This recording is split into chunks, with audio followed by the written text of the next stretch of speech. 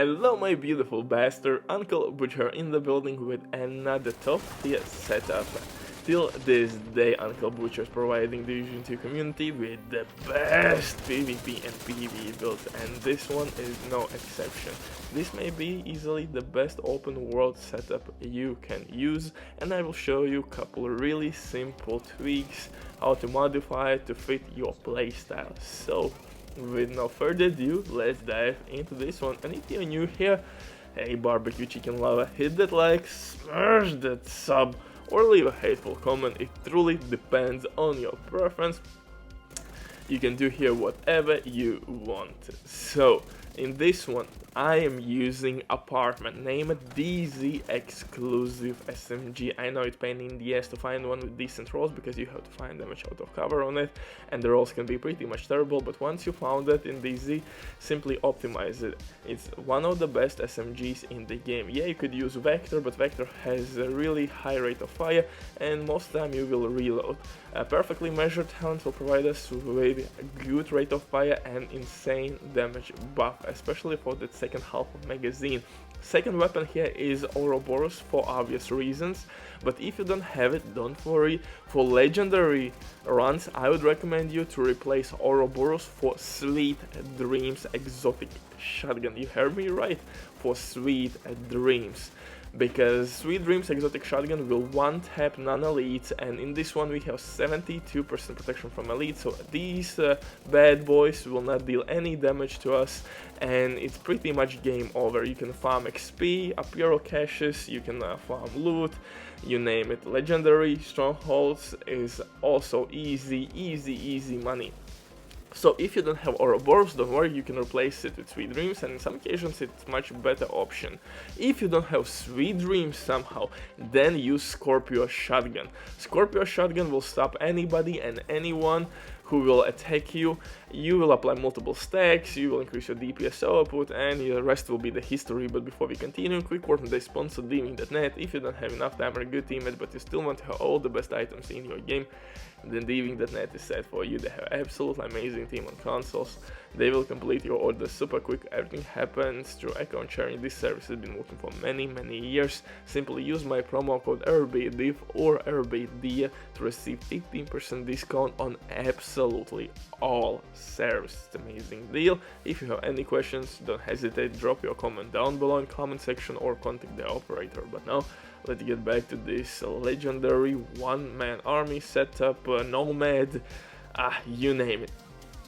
For survivability, we are using here Memento Backpack. Memento Backpack will provide us with 3 core attributes with trophies on kill, and those trophies will give us bonus armor, and that's the reason why I'm using Intimidate talent. Although, note, if you want to use Intimidate for legendary runs, don't use it. It's pretty much ineffective talent for legendary strongholds.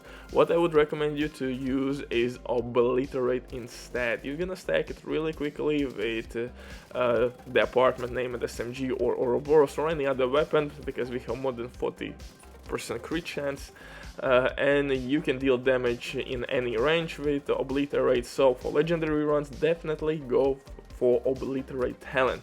Although, as you see, I have tons of bonus armor, but you will get that Intimidate buff only in between. It's not permanent damage buff, and you have to stack it. That's the reason why I'm using Intimidate for heroic control points, rescue operations, because you can stack bonus armor really quickly. You can kill non-elite enemies pretty much instantly, and with that crazy amount of bonus armor, that's game over. Elites will know biggie. So easy money, just the way you love it. You're gonna clap, oh, those booty cheeks, oh, booty cheeks, damn, I'm hungry, shit. Anyway, this setup can deal shit ton of damage, and it's really dope. I would recommend you to use it, at least try to get all the necessary pieces, although we have a lot of improvised gear pieces with decent rolls, so it can be tricky. Don't worry, take your time. I believe that your RNG is better than mine, and eventually you will get all the necessary pieces. So for the mask I'm using, let's start with specialization. Of course I'm using survivalist specialization for obvious reasons. For crowd control we have fire grenades. Status affected enemies will receive more incoming damage from our teammates. Our medkit will heal not only us but also our teammates. Really good option. Seek and Mend the Mine will follow us non-stop and it will heal us again. Not by much, but more than enough, paired up with Memento Regen. Really dope. So elites will not be able to get through us, and our shield is a maximum possible skill power because armor core attributes will be counted as skill tiers for our shield. For the pistol I'm using D50, one of the hardest hitting pistols with Determined, but you can easily use DZ exclusive again a pistol Orbit with perfect finisher. You're gonna cap out crit chance and you will gain 40% crit damage. Again, kill non-elite enemies, switch to Ouroboros or Scorpio or the apartment, or if you have decent Vector you can use Vector or Dark Winter. Why I don't love Dark Winter? Because perfect finisher kicks in only on the kill. So yeah, although it would work with Intimidate, but with Obliterate I think the apartment is better option. So for heroic content and open world activities you go for Intimidate. You're gonna stack bonus armor really quickly.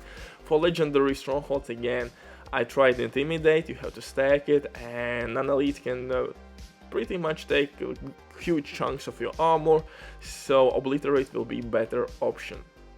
I think it's quite simple to understand what we are doing here. For the mask though, I'm using Chill Out Mask, named Gilligard Mask, where I can use two mods, and I'm using one crit damage mod and one protection from elite mods. If I had perfect protection from elite mods, I would reach like 76% protection from elites in perfect world, but 70 is more than enough. 70 is pretty much you will be immune to damage from elites, so you can run over fire, and with Ouroboros you can apply status effect on yourself and Ouroboros will pick it up. So for example, you can throw your fire grenade under you and you're gonna damage yourself, and if you hold Ouroboros, Ouroboros will instantly get fire bullets on your reload, I think. So yeah, that's funny mechanic, and sometimes I'm taking advantage of this one if I have to stop somebody. So yeah, for example, you can apply bleed effect on yourself by exploding some barrels and stuff like that. So pretty much dope synergy, and if somebody will shock you again with Ouroboros, you will get shock ammo as well. So sometimes this shit is extremely handy. For the chest piece, I'm using Sokolov chest piece to gain SMG damage, and Intimidate works really well in heroic difficulty. For legendary difficulty though, I would recommend you to use Obliterate. For the mask, if you want maximum DPS output, you could use Sombra. Sombra would give you a little bit more crit damage, but again, it depends what you want and how you want to use this setup. Sombra for the mask would give you more DPS, a little bit more. So for the holster, I'm using Picaro's name and holster, which will give us 15% extra weapon damage, which will work to all our weapon types in this setup, so you can use easily SMG, shotgun, pistol. All these three type of guns will receive that weapon damage buff. For backpack, I'm using Memento. At this point, you know how Memento works. It's easily one of the best exotics in the game for PV and sometimes even for PvP. For rest of the gear, I'm using two pieces from improvised gear set with crit damage, armor regen, and again, in mod slots, I'm using protection from elites. Although they are not perfect, but still 70 is the mark you should reach, and with 70% protection, you are pretty much unstoppable. Armor regen, crit damage, armor, and as you see, I have 1.9 million with some optimization and expertise levels. You can gain like 2 mil armor with this build easily without breaking a sweat. For the skills, of course, Seek, Mend the Mine, Shield, but you can replace Shield with Decoy. Decoy works really well in this setup, yeah, because you can stack everything really quickly. Bye.